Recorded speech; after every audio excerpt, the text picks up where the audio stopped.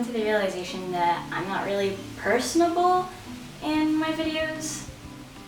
Yeah, I kind of just like come, post music stuff, covers, and then I kind of just leave for a couple of months. So now that we're in quarantine, I figured I'd try something different and be a little more personable, if that makes any sense.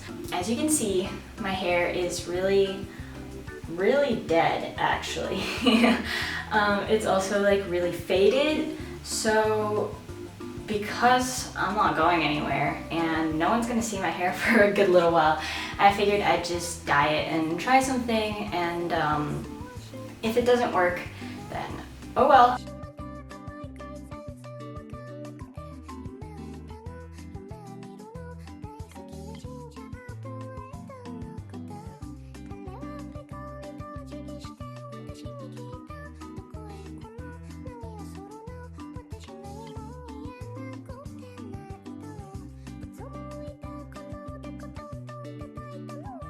I'm currently still in the Philippines.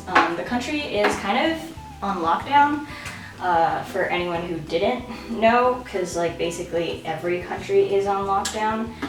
So I guess it doesn't really come as much of a surprise.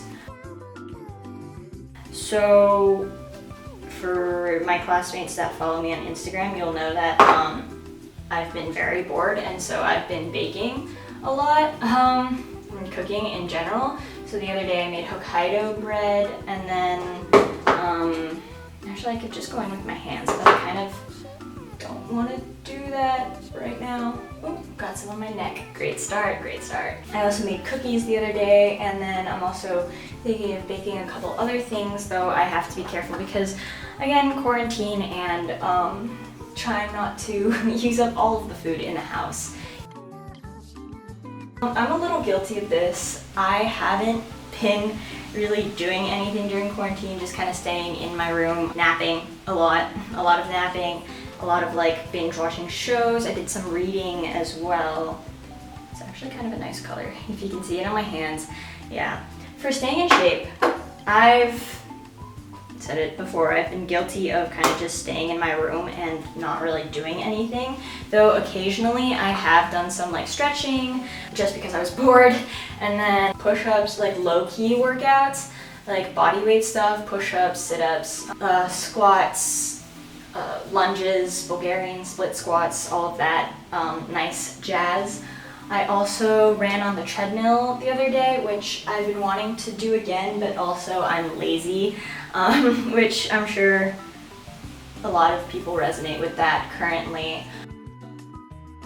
And then I also got some questions about Zoom school.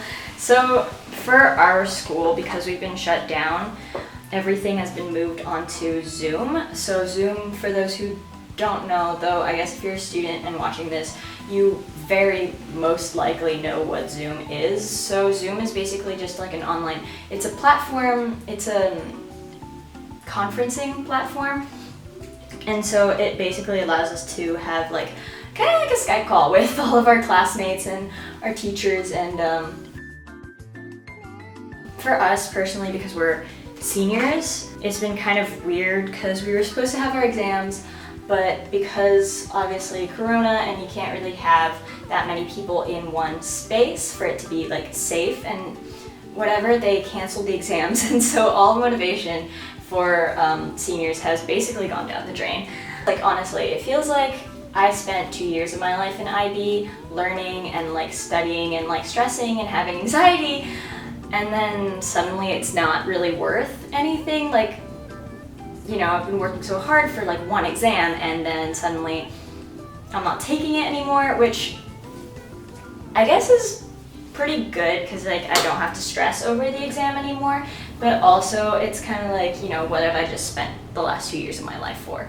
I guess if you're still like in like a lower class, like a lower grade, and you're still doing content on Zoom, just remember that like it might not seem like you're doing much now because it's like kind of weird and unsynchronized with what you thought you would be doing right now. And just remember that when you do go back to school next year, you're most likely gonna have to like remember all of the things that you were doing in your Zoom classes. Like, you will most likely be like quizzed on it, tested on it, and whatnot. So, you know, this is still school, I guess. Basically, every year our school hosts a Battle of the Bands, and it's one of the biggest charity projects that happens throughout the year. For the entirety of my high school career, I've been participating in it with my band Parental Advisory, and a bunch of our performances are currently on my channel. There is a playlist of those if you would like to check those out. We actually just got an email this morning about them canceling the finals of Battle of the Bands, and honestly, I just figured it was a matter of time before they canceled it, because they'd already postponed it at the start of the coronavirus stuff, and I was like, this is only going to get worse. So the likelihood of there actually being a finals is very slim, and obviously that sucks, but I had already come to terms with it.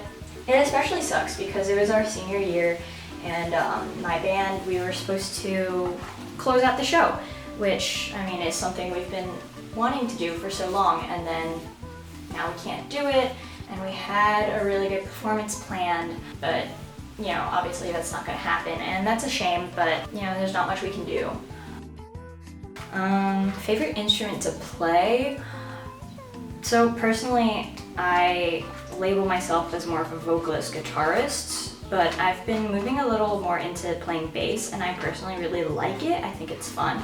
You know, I don't get the don't get the opportunity to play a rhythmic instrument very often, so bass is super fun. I mess around on the drums. I can't really play drums, to be honest, but, you know, I can keep a beat, and from time to time that's all you need, so that's what I do.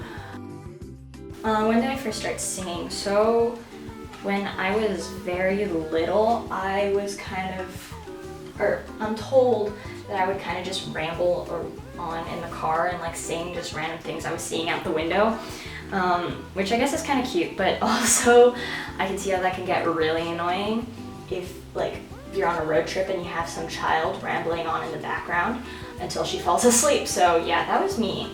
But I think I didn't start proper singing until maybe 3rd or 4th grade, when I think I learned Jar of Hearts. My first song was Jar of Hearts with my dad playing on the piano, and I just sang it. I'm sure there is a recording of that, a video of me doing that somewhere, but I'm a little scared to find it. This is still a learning process. I'm by no means the greatest singer out there. I just enjoy it, and that's all that really matters, that I enjoy what I do, and, you know, there's no pressure. Okay, so it is currently several hours later. My camera battery died, so the quality is going to drop significantly, but that's okay. I just wanted to say that I left the hair dye in, actually, for about 2 hours. You're only supposed to leave it, or the instructions only say about 30 minutes, but I got busy with some other stuff and I just left it in, and maybe it'll help it stay in longer. But here's the hair. I'm still covered in red dye, but that's fine, it'll wash out as I keep washing my hands and so yeah, that's the hair. I don't think the orange really did much to the pink. I think it probably got overpowered by the pink, actually. Maybe it's just a little bit more neon. My hair looks really frizzy right now because it's actually really dry.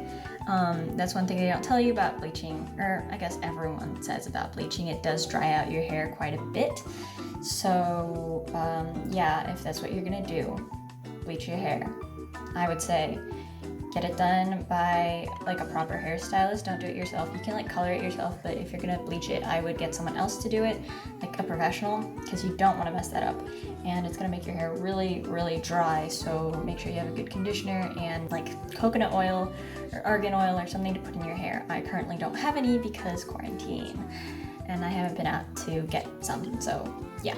I feel like I've never been this chatty on the channel. I don't even know if I'll upload this at all, because I'm a little embarrassed. That's it for me, I guess. I'll see you soon. Is that how you end stuff?